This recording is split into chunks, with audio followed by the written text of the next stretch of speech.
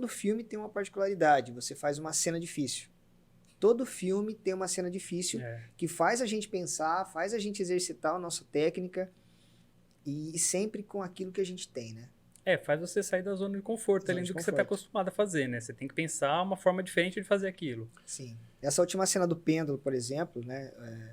Que tem a cena do cara descendo do carro e correndo pra ponte, aquela coisa toda, que foi uma cena muito complexa.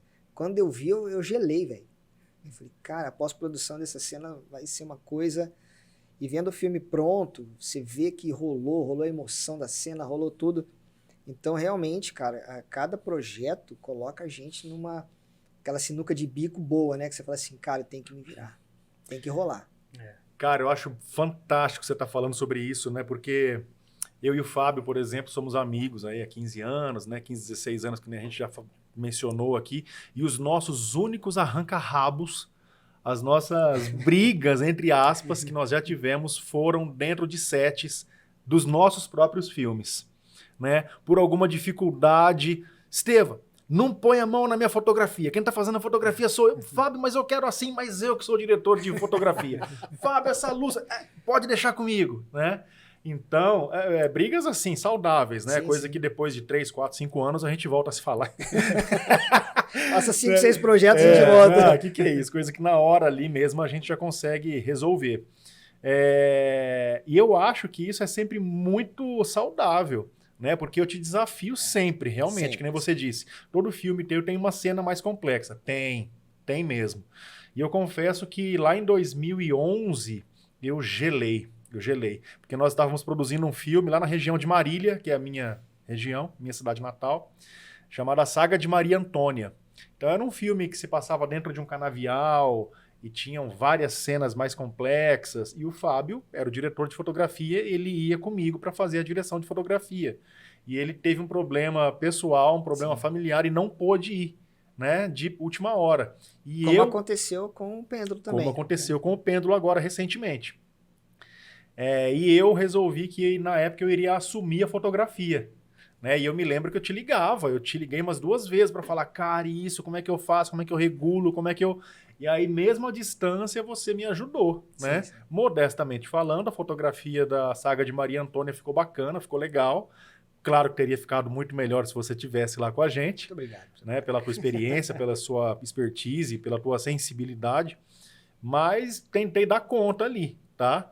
E então isso é muito importante, é fundamental, acho que para o sucesso de todo o projeto. E já pegando o gancho aqui, o Luiz ele é um cara muito centrado, na minha opinião, ele é um cara muito centrado, pessoalmente, profissionalmente, ele não é de falar muito. Né? Então ele vai em casa, eu começo a ler roteiro com ele, eu começo a falar sobre ideias com ele, Exatamente. E eu já começo, não vai falar não, fala, né? E ele quietinho ali na dele e tal, ele estava falando sobre a direção de arte, ele foi muito assertivo. Se você fizer um bom trabalho, tá bem feito. Se você não fizer, todo mundo fala sobre ele. Quando nós fomos fazer o Aperto, né, um filme que se passa num ambiente rural, ele tem 3 fases, né? 3 épocas distintas. Então, o Luiz assumiu a direção de arte. Tem uma cena muito específica do filme em que um garotinho, Cauê de Jesus, ele foi Milton Gonçalves quando criança. Tem uma cena em que o avôzinho dele estava penteando o cabelo com aqueles pentinhos de bolso que se tinha antigamente, sabe? Aqueles que põe na mão assim, guarda no bolso, né? Pente de bolso. E ele tinha um espelho, que era um espelhinho redondinho. Se vocês puxarem na memória, aí, talvez vocês se lembrem disso. Ele é um espelhinho ovalado, né? E atrás ele tem ali alguma arte, algum desenho, alguma coisa específica, algum desenho específico. E a gente não achava esses espelhinhos, mas nem... A gente procurou bastante. Falei pra ele, cara, não achamos. Ele, não, beleza, consegui lá, consegui. Consegui o quê? Como? Não, tá lá. Consegui.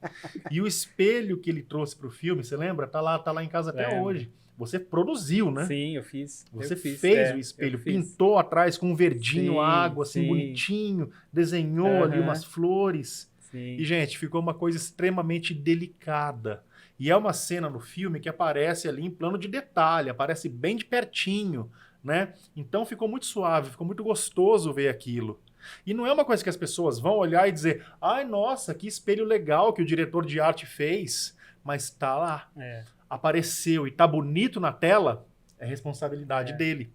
Porque né? é uma coisa, ela tem que passar a verdade, né? Então, Isso. se for uma coisa que você perceba que não é verdadeiro, ele não vai te conquistar. Você vai olhar e bater o olho e falar, não, isso aqui não é real. Não é legítimo, Não né? é legítimo, Pois é. Então tem que ter esse cuidado. E eu tava até pensando nisso essa semana que a gente foi assistir o Amor Sublime Amor, que é o último filme que o Spielberg dirigiu, que é um musical dos anos 60 que foi refilmado agora por ele. E a direção de arte do filme é impecável. Se olha assim, eles fizeram embalagenzinhas de Gillette da época, sabe? Se olha tem um freezer lá que aparece, que tem um corroído. A parede tem textura de parede, sabe? Como se tivesse sido pintada várias vezes e você vê a marca do pincel na parede. Então, isso tem verdade. Que te envolve no filme, né? Que te traz mais para perto. Se você vê uma coisa assim, toda certinha, que não condiz com o ambiente, então já não funciona no filme. É isso. Porque a pessoa, mesmo que ela, tipo assim, Luiz, mas eu não sei nada de direção de arte, eu sou leigo nisso. Mas você bate o olho, você percebe que tem alguma coisa estranha.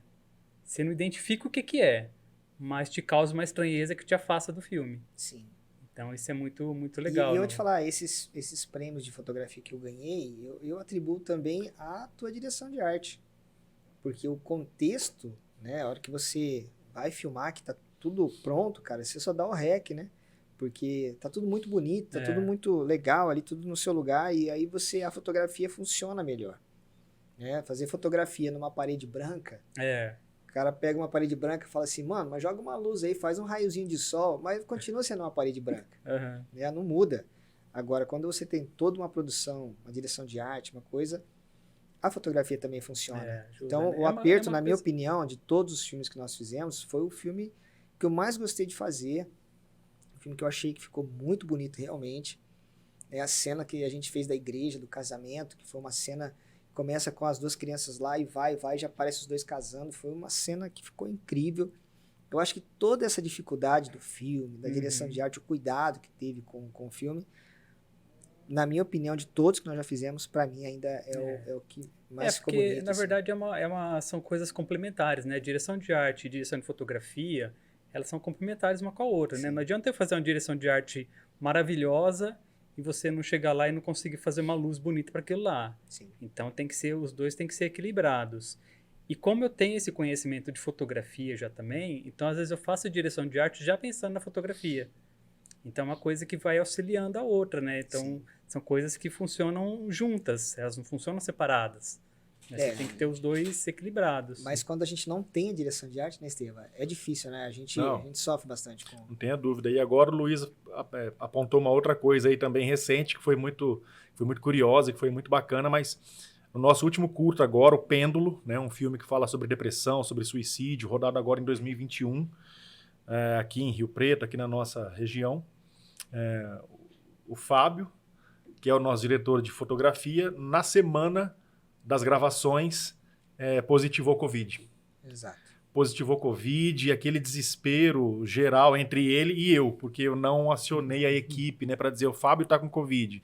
O que ia adiantar, né? Então a gente ficou ali acompanhando o estado de saúde dele, é claro, mas o filme não podia parar, porque vinham atores de São Paulo, vinha a equipe de fora, enfim, tinha todo ali uma logística, tinha todo um cronograma já para poder acontecer. E foi na semana, né? Foi na semana. Nós íamos começar a gravar numa quinta, na segunda, não sei, o Fábio positivo a Covid. E aí, então, eu, naquele desespero interno, né, mas aqui fora, tranquilão, fui acionar outras pessoas que pudessem assumir a fotografia do filme. E tem 2 ex-alunos meus, que são 2 meninos fantásticos, que é o Paulo Henrique e o Kennedy, lá de Barretos. Então, eles fazem fotografia, eles têm uma produtora lá também, eles trabalham com audiovisual, já haviam trabalhado conosco, inclusive, Sim, sim. no Aperto, No como Aperto, assistentes ali de produção, direção de fotografia, enfim. Então, eu chamei eles dois para assumirem a fotografia. No meio do caminho, o Luiz, com toda essa delicadeza dele, com todo esse olhar dele preciso para a obra, para o todo da obra, chamei ele para bater um papo, a gente conversou, né? E eu e ele já tínhamos feito ali praticamente um desenho imagético do filme. Ele estava falando aí sobre a geometria. Foi um filme que a gente estudou bastante essa geometria. Uma referência legal que nós tivemos foi o filme Parasita, né? Parasita, sim. Parasita, que ele é um filme geométrico, né? Ele é um filme simétrico, se vocês assistirem ou colocarem para ver de novo aí.